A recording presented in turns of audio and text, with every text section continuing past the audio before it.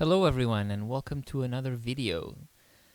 We are continuing the topic of second order consequences, that is imagining a disruption or a big event and thinking about the consequences of that event and then the consequences of the consequences so we can have a better overview of what to expect. Today I will be talking about full self-driving vehicles. I have divided, as you can see, into big categories: passenger cars and company fleets. Let's start with passenger cars, which is the most busy topic, I would say. So I think the first big thing we will see is that once people have self-driving cars, people won't have so much of a need to own the car anymore because cars will drive themselves and it will be more like a taxi service thing. So those that actually still own the cars or own the new cars that are coming up will have a bigger social status, you could say. So there's a bigger divide between those that own the cars, which will be very few, and those that rent the cars or use them as a taxi service, which will be the many. And this might marginally increase the inequality tension between richer people and poorer people. I don't think it is a big effect, but it's something worth mentioning.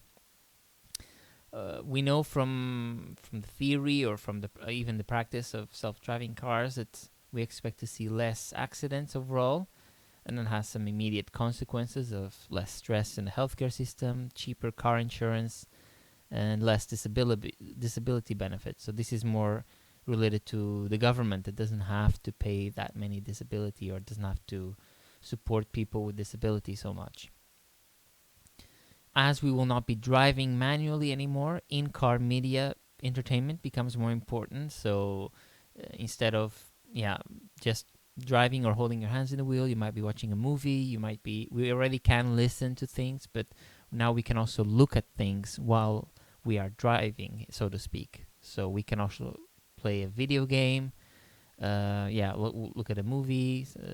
Audiobooks, we can already do that, as I mentioned. But instead of media, you can also choose to work. So that could have an increase in productivity because all the time that before you could just, for example, make a phone call while you were driving, now you can actually pull up your computer, look at spreadsheets, prepare a presentation, things like that. So you can actually do more things in that commuting time. You have here also that manual driving zones might become more limited, or human driving is forbidden altogether.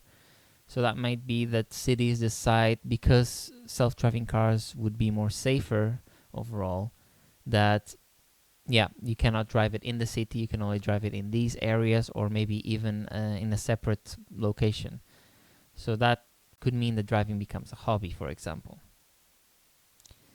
You can also then see that you have reduced parking demand because the cars don't need to sit in the parking doing nothing. They can just drive around and be part of this taxi service. In terms of parking, if you have less parking, that means less money for the municipality or the city. And then also the parking lots, the land, that value decreases also as a result.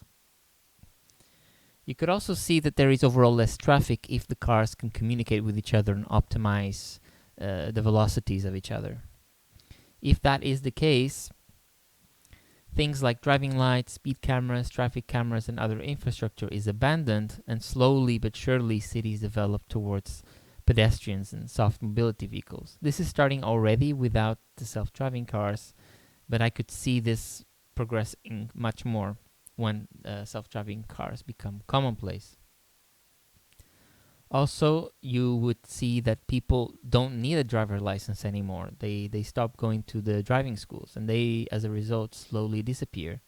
That is money that people save at the end of the day, but that does also lead to technological unemployment indirectly. And we have also that automakers that do not adapt, they either go bankrupt or they merge.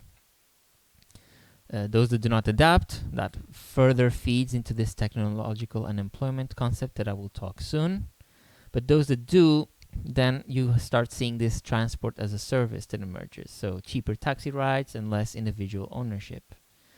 So on the one hand, if you don't have to spend money to get a car, you also save money.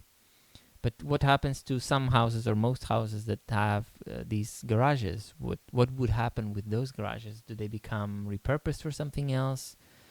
Do we see a new boom in productivity or creativity when people start using this formerly occupied space to something else? Or is it just used as storage? We don't know that. Now for company fleets, you can see here that it feeds into less accidents overall. But then you have the mass layoffs. So all those truck drivers that right now are moving cargo around the country or between countries, suddenly they're not needed anymore. The car or the semi in this case can drive itself. So when you have these sort of mass layoffs, you get this technological unemployment and also protests and riots.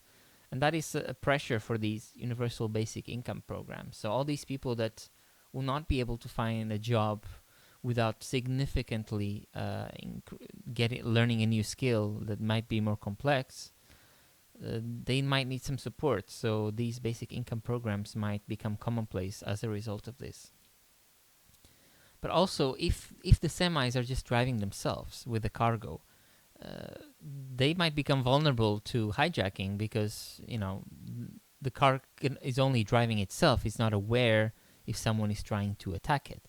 So it could be actually that part of these layoffs get rehired as defense contractors, or the companies instead just pay for technology to protect their shipping from hijacking. This might seem very science fiction, but it is a real possibility. Already we see hijackings even with people driving, so the need for that would only increase later on. So yeah, this was not a very complex topic, but again, just from that concept of a car can now suddenly drive itself, you see all of these potential ramifications that were maybe not so apparent before. Before you just think, oh, it can drive itself, that's cool, I don't have to have my hands on the wheel, and that's it.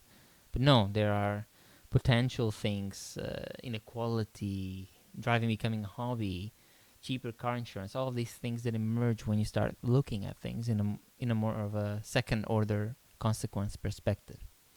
So I hope you learned something new. Thank you for watching, and I will see you in the next video.